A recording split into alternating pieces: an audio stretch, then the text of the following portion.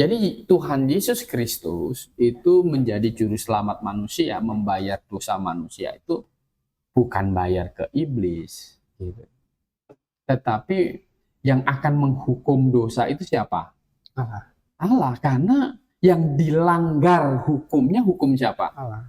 Hukum Allah, bukan hukum iblis. Iya. Gitu. Iya. Kan perintah di Taman Eden itu kan, itu adalah perintah Allah kepada pesannya kepada Adam kan, Jadi upah dosa adalah maut itu hukum Allah, hukum Allah. bukan hukum iblis, Pak ya. Jadi kalau pemahaman Nonitan berarti kalau upah dosa adalah maut, itu salah. Iya. Ya. Itu penghukuman dari Allah, Allah, bukan dari iblis. bukan dari Ya, iblis. karena itu hukum dari Allah. Karena memang pemahamannya Donitan, di neraka itu iblis menghukum manusia. Jadi penguasa neraka Iblis.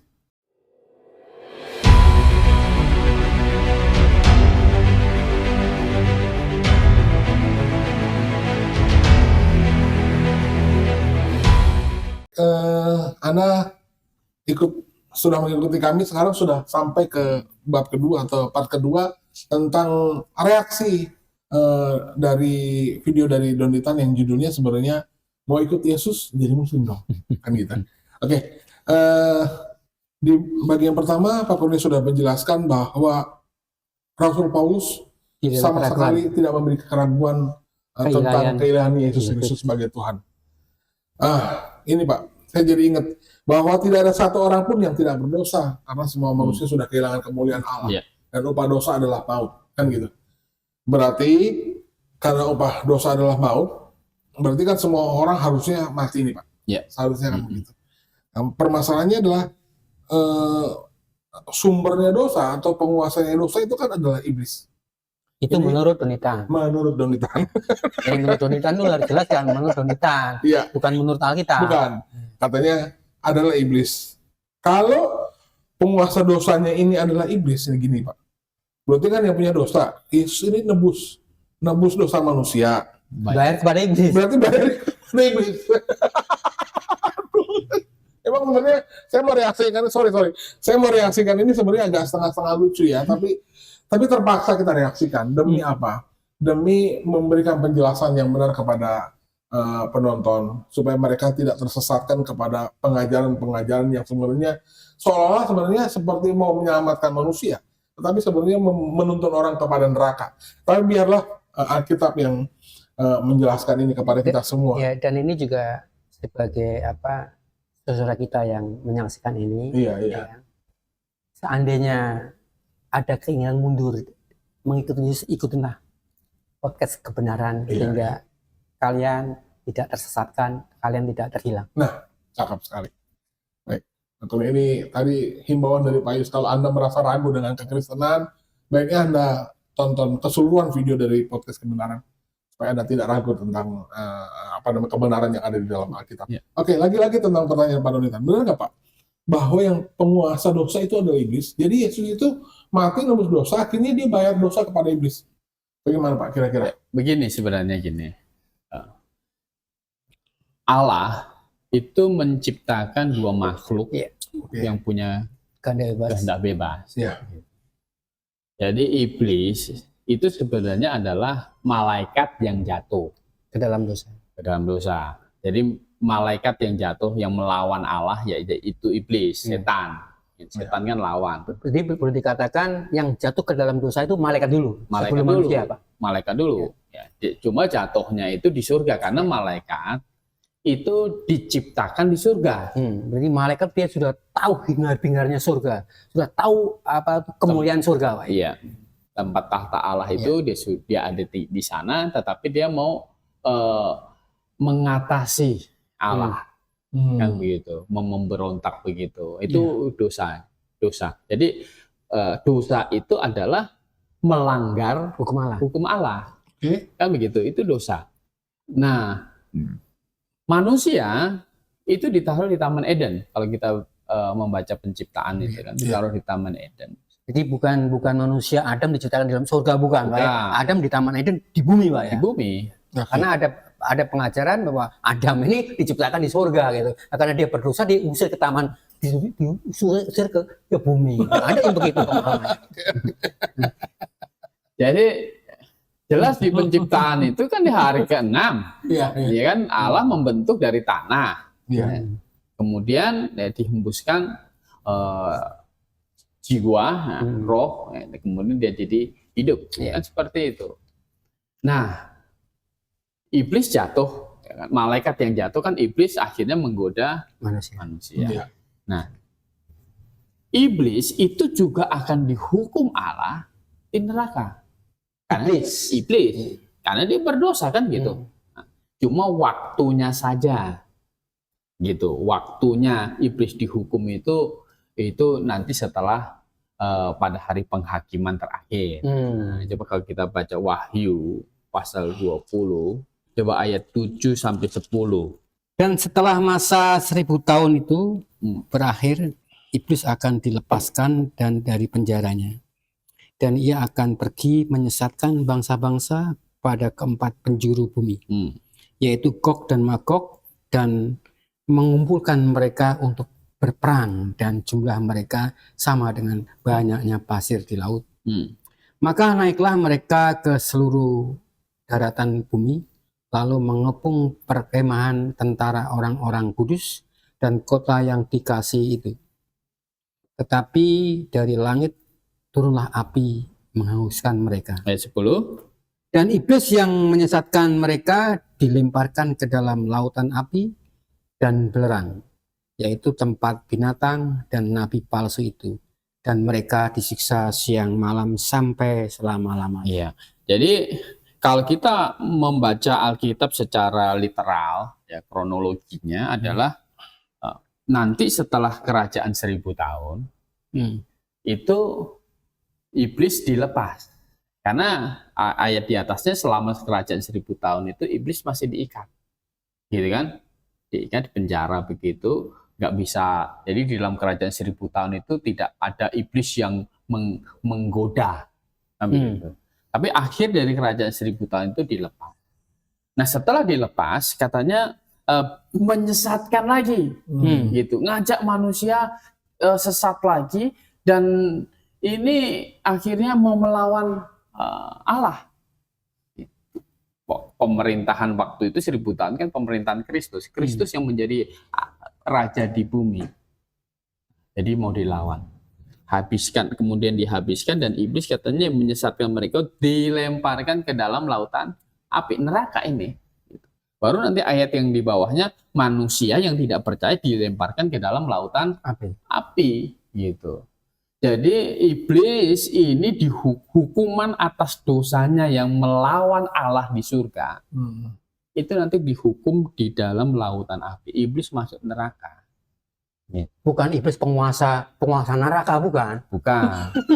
Dia dihukum paling berat di dalam neraka. Iblis itu tahu itu. Iblis itu tahu bahwa di neraka itu ada tempat hukuman dia yang paling berat. Dia ngeri. Maka waktu ketemu Tuhan Yesus di Gerasa itu kan waktunya kan belum tiba. Jangan hukum sekarang. Gitu. Nah, nanti dia tahu ini akan dihukum begitu. Nah, jadi manusia itu juga kalau mati tanpa diselamatkan masuk ke sini. Jadi Tuhan Yesus Kristus itu menjadi juru selamat manusia, membayar dosa manusia itu bukan bayar ke iblis, gitu. Tetapi yang akan menghukum dosa itu siapa? Allah, karena yang dilanggar hukumnya hukum siapa? Allah. Hukum Allah, bukan hukum iblis. Gitu. Kan perintah di Taman Eden itu kan, itu adalah perintah Allah kepada pesannya kepada Adam kan. Jadi upah dosa adalah maut, itu hukum Allah. Hukum Allah. Bukan hukum iblis, Pak ya. Jadi kalau pemahaman Nonitan berarti kalau upah dosa adalah maut, itu salah. Iya. Ya. Itu penghukuman dari Allah, bukan dari iblis. Bukan dari iblis. Ya, karena itu hukum dari Allah. Karena memang pemahamannya Donitan, di neraka itu iblis menghukum manusia. Jadi penguasa neraka Iblis. Yang benar kan iblis itu di neraka itu yang paling menderita. termasuk orang yang menyesatkan. Iya. Itu dia yang paling menderita. Dia yang paling disiksa malah. Iblis itu kan pribadi, gitu kan. Dia punya perasaan, punya kehendak kan gitu. Cuma dia di surga kok waktu jadi malaikat itu kan dia melawan Allah. Nah, hukumannya kan hukuman paling berat. Bedanya manusia berdosa itu ada jalan keselamatan yang Allah berikan kepada manusia. Itulah bedanya manusia dengan iblis. Betul. Iblis berdosa tidak ada kesempatan untuk Tidak ada selamat. kesempatan. Manusia Tuhan kasih peluang untuk selamat. Karena iblis itu waktu jatuh ke dalam dosa ada di surga. Oh. Dan nggak ada yang goda dia kan. Oh, Jadi dia tahu nih dia kemana memang surga. kehendak sendiri ya Pak, Dia melawan kehendak Tuhan sendiri. ya.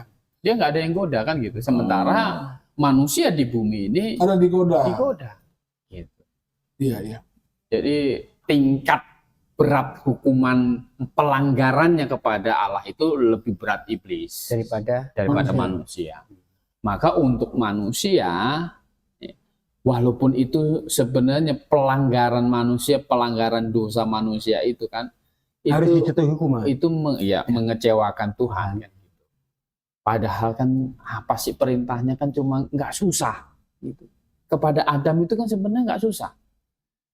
Semua pohon di taman ini boleh dimakan. Cuma satu buah pohon pengetahuan baik dan jahat di tengah taman itu jangan dimakan. Kan gitu. Hukumnya cuma satu. Sebenarnya awalnya kan Hawa itu kan juga kuat dia kan. Dia bilang apa? Kamu salah. Ya ngomong sama iblis itu kan. Iya. Bukan begitu firman Tuhannya. Bukan begitu Allah ngomong.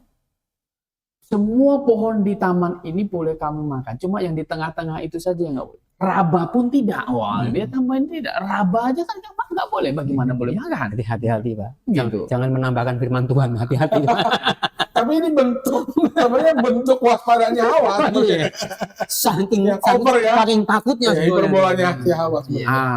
Cuma iblis bilang, nggak gitu. Kenapa dilarang? Ya gitu. Iya, iya.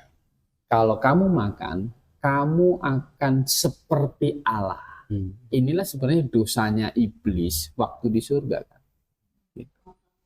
Dia mau menyamai Allah dan dia mau tularkan Pemikirannya pemberontakan itu kepada kepada manusia. Sebenarnya itu apa sih namanya? Inilah yang membuat Hawa tertarik untuk memberontak kepada Allah. Betul. Mau jadi seperti Allah. Itu dia makan itu bukan karena kelaparan, tapi karena pengertian. Iya. Kalau dia lapar, bisa banyak buah untuk mengenyangkan dia. Iya, iya. Tapi kan bukan masalah itu, tetapi masalah pengertian. Mau mengatasi Allah, sama seperti Allah. Dan sampai sekarang pun juga manusia ingin seperti itu. Bahkan manusia sendiri banyak yang sekarang tidak percaya ada Allah. Itu salah satunya. Betul. Sama yang mau seperti Kristus kuasanya, itu kan juga kan sebenarnya pemberontakan gitu. Bayangkan ada cerita-cerita Kristus ada orang-orang punya kuasa seperti Kristus, bangkitkan orang mati, gitu kan. Sembuhkan seperti Kristus menyembuhkan orang buta, dia juga bisa sembuhkan. Channelnya ramai itu, Pak. Itu kan sebenarnya kan itu penghujatan, gitu. Itu penghujatan. Itu adalah semangatnya iblis sebenarnya mau Mengatasi seperti Allah. Itu penyesatan. Nah, jadi pelanggaran Adam itu bukan melanggar firman-nya iblis, gitu. Yang dilanggar itu adalah hukumnya perintahnya Allah, hukumnya Allah. Jadi kalau melanggar hukumnya Allah, nanti yang menghukum manusia yang berdosa itu bukan iblis, tetapi Allah. Iya. Allah yang menghukum. Jadi mustahil kalau Yesus itu bayar penebusan dosa kepada iblis. Mustahil. Penyesatan ya, Pak. Betul. Yesus itu membayar hukuman dosa manusia itu. Ya dibayarkan kepada Allah. Allah Bapa. Kan gitu. Jadi kita ini bisa yakin yang percaya Tuhan Yesus bisa ada jaminan kepastian masuk surga itu kenapa? Bukan kita ini nggak ada dosa lagi, bukan. Tetapi kalau kita ini sudah bertobat, percaya Tuhan Yesus, maka yang harusnya kita ini dijatuhin hukuman atas dosa kita karena kita berdosa, itu dihitung sudah selesai pada diri Tuhan Yesus. Iya. Ada nggak Pak ayatnya yang menjelaskan bahwa Yesus Kristus ini, kematian Yesus Kristus ini untuk membayar kepada Allah Bapa? Ada nggak ayat yang menjelaskan? 2 ayat ya. Kita buka dulu Ibrani pasal 2 ayat 9. Tetapi dia yang untuk waktu yang Singkat. dibuat sedikit lebih rendah daripada malaikat-malaikat, yaitu Yesus. Kita lihat yang oleh karena penderitaan maut dimahkotai dengan kemuliaan dan hormat, supaya oleh kasih karunia Allah ia mengalami maut bagi semua manusia. Jadi mengalami maut bagi Semua manusia. semua manusia. Ya. Kemudian kita baca Ibrani 9. Ini membandingkan bagaimana Kristus sebagai pengantara yang lebih besar dari imam-imam besar. Ibrani 9 ayat 13 dan 14. Sebab jika darah domba jantan dan darah lembu jantan dan percikan abu lembu muda menguduskan mereka yang najis, sehingga mereka disucikan secara lahiriah, betapa lebihnya darah Kristus yang oleh roh yang kekal telah mempersembahkan dirinya sendiri kepada Allah, Ya. kepada Bapa apa ya? Pada Allah Bapa. Sebagai persembahan yang tak bercacat, akan menyucikan hati nurani kita dari perbuatan-perbuatan yang sia-sia, supaya kita dapat beribadah kepada Allah. Ya, jadi di hadapan Allah Bapa yang akan menghukum dosa manusia, ya kan? Mereka yang sudah di dalam Kristus Yesus itu dihitung sudah selesai. Maka Rasul Paulus berkata ini kamu dibenarkan, kan gitu, disucikan di dalam Kristus, dikuduskan, begitu. Karena apa? Karena hukuman yang harusnya ditimpakan kepada orang yang sudah berdosa itu, yang di dalam Kristus itu dihitung sudah selesai. Karena yang dihukum siapa? Yesus Kristus. Berarti jelas Pak ya, dengan Ibrani pasal 14 inilah bahwa Yesus Kristus itu membayar Pada Allah Bapa, bukan kepada iblis. bukan kepada iblis. Jadi Donita ini termasuk guru-guru palsu nih Pak. Iya. Jadi Nah, penggenapan iblis itu dosanya iblis nggak ada yang gantiin, nggak ada yang menebus. Konsekuensinya adalah iblis harus menerima tanggung sendiri hukumannya. untuk iblis. Gitu untuk iblis. Nah, maka betapa menyia-nyiakan kasih karunia Allah kalau manusia ini, ya kan, yang disediakan jalan keselamatan menolak. Ini kan namanya menyia-nyiakan, ya kan? Sudah dikasih jalan keselamatan, tinggal kamu aminkan, terima bahwa Yesus Kristus itu mati menggantikan, menebus dosa kamu, ya kan? Sehingga kamu tidak harus dihukum di dalam neraka. Kamu tolak. Ya sudah, konsekuensinya adalah Tanggung sendiri di neraka. Di neraka Selama-lamanya. seperti iblis nanggung dosanya sendiri, Di neraka. kamu akan tanggung dosanya sendiri di neraka, gitu. Cuma pasti di dalam neraka itu sebenarnya iblis akan ngomong, bodoh sekali kamu itu. Gitu. Saya nggak ada yang nanggung, kamu mau ditipu, dan akhirnya menderita sama-sama di dalam neraka, gitu. Iblis teriak-teriak di neraka, ya kan? Iblis itu juga akan teriak-teriak di neraka, dan semua orang yang menolak jalan yang diberikan Allah lewat Yesus Kristus juga akan menanggung hukuman dosanya di dalam neraka. Berarti sebetulnya neraka itu bukan diciptakan untuk manusia Pak ya sebetulnya. Tapi diciptakan untuk iblis. Menghukum dosa sebenarnya, untuk menghukum dosa iblis kan Iblis, gitu. ya. Cuma Karena manusia mau ngikutin iblis, akhirnya ya mereka harus juga dihukum kan gitu. sama-sama menderita lah di sana, di neraka itu, dan nggak ada habis-habisnya. Selama-lamanya. Selama-lamanya, siang dan malam, api kekal dicampur belerang gitu kan. Yesaya bilang ulat-ulatnya tidak mati, apinya tidak padam, meratap dengan mengerikan di situ. Nggak ada lagi jalan keluar di situ lagi, selama-lamanya di situ. Gitu. Luar biasa. Begitu mengerikan.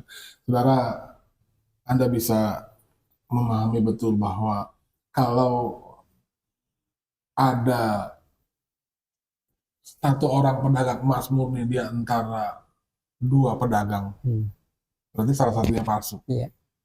Berarti kemungkinan kita bisa ketemu emas yang murni 50%. Ya. Begitu ya, Pak? Tetapi tentang iman, dari satu sumber Alkitab, Kekristenan mencatat bahwa ada 4.000 lebih pengajaran. 45.000. 40.000, luar biasa. 45.000. Berarti kalau kita belajar peluang kemungkinan untuk menemukan kebenaran itu 1:45.000 di dalam kekristenan itu sendiri. Jadi beruntunglah Anda kalau Anda sudah menemukan kebenaran dan Anda menerimanya. Ya. Baik, terima kasih Pak Kurnia. Tentang hal ini memang kita sudah jelas bahwa memang Yesus itu mati menebus dosa manusia, dan itu adalah Pembayaran kepada Allah Bapa, bukan kepada iblis. Iya, kita tidak lagi terhitung sebagai orang yang berdosa yang harus menanggung hukuman akibat dosa-dosa kita. Oke, nanti kita lanjut ke pertanyaan final, reaksi tentang Donitan ini tentang penghapusan dosa. Penghapusan dosa. Ini saya senang untuk kupas ini karena ini jargonnya Pak Yusias. Kalau Tuhan katanya, kalau Tuhan maha segalanya, kan gitu. Kan Yesus itu Allah Maha Kuasa, Tuhan ini maha segalanya. Itu ngapain dia repot-repot datang menjadi manusia, menebus dosa dan akhirnya mati? Donitan. Itu kan berarti bunuh diri. Tuhan kok mati? Oke, ya memang kenapa saya agak sedikit geli tertawa menanggapi reaksi dari video Donitan, karena sebenarnya kita yang di dalam kebenaran memahami betul bahwa pengajar-pengajar sesat ini sebenarnya motivasinya seperti apa. Tapi jangan heran, Pak. Karena Alkitab sendiri juga udah mengatakan nanti akan datang guru-guru palsu. Betul. Dan kami berharap Anda tidak terseret ke dalam pengajaran yang salah. Nantikan di bab ketiga. Selamat malam dan salam Maranatha.